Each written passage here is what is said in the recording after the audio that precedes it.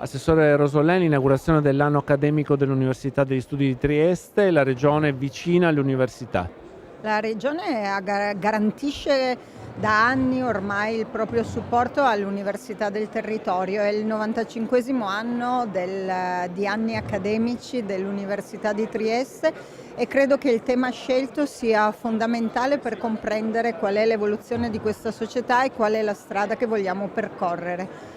La Regione è fortemente presente a supporto sia del diritto allo studio che dell'edilizia universitaria e di tutto quello che serve ai ragazzi per trovare luoghi di eccellenza, di didattica e di formazione.